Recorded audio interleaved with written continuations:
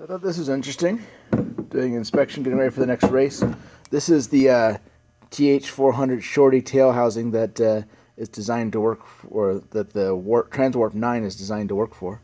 So this is the Zerk fitting for greasing the bushing. You can see the bushing in there, and see that hole is supposed to be where the grease comes through. This bearing has spun and been pushed back.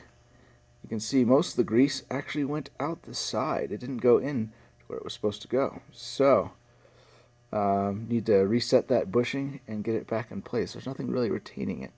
So best I can figure is that one of the times I was installing the drive shaft, it somehow pushed the bearing back, or this happened while it was raining during the race. There really wasn't much grease on there. Most of it just came out.